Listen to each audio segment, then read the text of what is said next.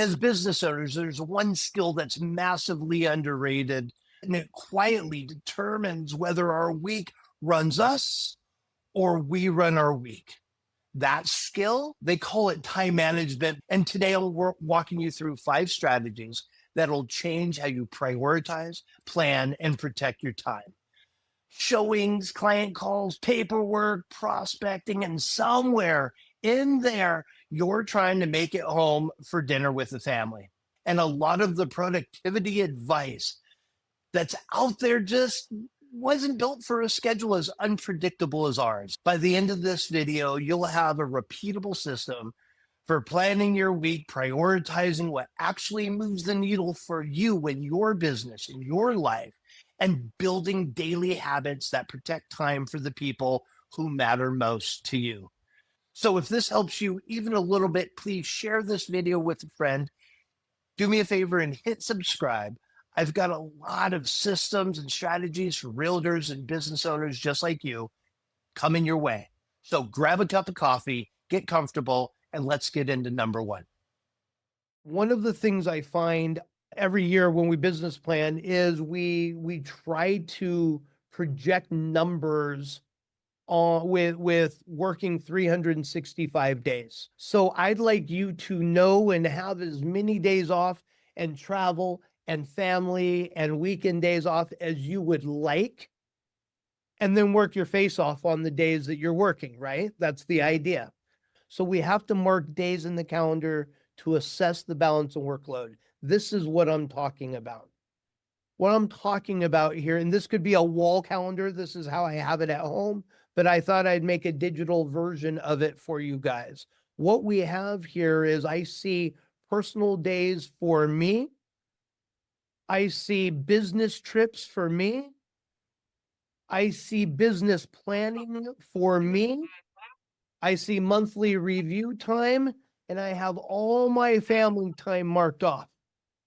This isn't obviously all the specifics of where I'm going and what I'm doing. This is a visual representation of it all. And I realize that I am working 272 days this year based on this calendar. And I almost have 100 days off this year. Is that an okay work balance, guys? I didn't know that until I put this together. I implore you guys, between now and the end of the year, put this together for yourself so you have the full vision of everything.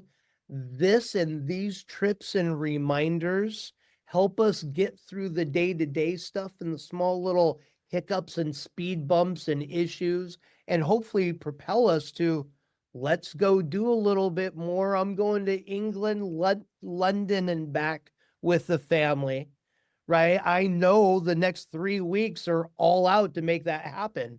Number next. Okay. The doing done board. This is one of my favorite project management ideas ever. It's the best I've seen. Tom talks a lot about it from his mentor, Mike Vance, who shared this with the likes of Steve Jobs to start Apple. Jack Welch used this at GE. Mother Teresa used this with all of her work in philanthropy. And it's nothing more than a project management board for all the ideas. So the doing done board is perfect. And here's what we do. You set up a board with 3 columns. One do, one doing, one done. You can do it on the whiteboard. You can do it on the pegboard. You can do it digitally with any of these platforms. And the idea is getting all the ideas out of your head in a do column, all the crazy ideas. And you can color code them and prioritize them in the do column, but this is where all the ideas go.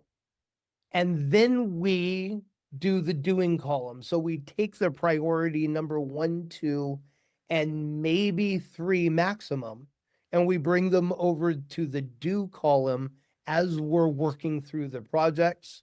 And the only way to move another task from the do column to the doing column is to get one of the doing done, move it in the done column, so we can look back and celebrate our wins, see our progress, and now we can choose one more project or task from the do column to the doing column where we're focused once again on either one, two, or three tasks. This is number 3. This one is huge. This is something I've been talking about a lot for years. This is something my buddy and friend Sharon talks about. He finally gave it a name and I love it. The review preview process. To set up the perfect day, we've got to look at our schedule daily. And there's daily prep after the weekly prep. But man, weekly planning, you guys do this.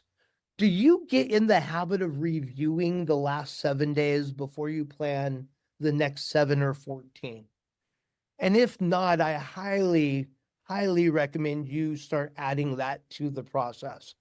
Just seeing what went well, what could have been improved, whether it's conversations or appointments or transactions, system wise through the process, where we have those miscommunications or lack of communication, what could have been done differently to make it a little better and smoother, just looking back on everything. And my favorite, what promises need to be fulfilled, right? To yourself, to a client, to a colleague, to your coach. What haven't I done that I said I would do? Let's make that a priority or eliminate it, right? Step 2's previewing the next week or 2 weeks. Again, my buddy Sharon added on the second week, and I like that. Just preparing for calls, appointments, meetings, inspections, deadlines, what needs to be changed, what needs to be added to the agenda. Is there a significant other or somebody else in your life you need to be reviewing these things with to make sure that balance is intact for you? Reviewing the next week or two. One of the things that's not written here that I will say is we all can become better at anticipating. When we look at the next week or two, we can start anticipating needs that we'll have for that situation, for that meeting, for that client that we can prep for in advance. And I know you all well enough. We're all agents. We do like to wait till the last minute, maybe delay, maybe procrastinate.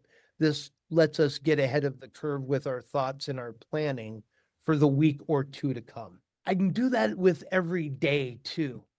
And if I'm reviewing today, what went right, what went wrong, what promises need to be fulfilled from the day, right? Take 5 minutes and take it in. And what do I need to take the day to the next level? Is it okay? Or does something need to be done today I shouldn't put off to tomorrow, right? Reviewing tomorrow, tonight, man, you guys know. I mean, I sell real estate. I don't have my schedule memorized. So things change and I need to prepare differently. If I'm not doing that the night before, the morning of, and halfway through my day, I'm in trouble.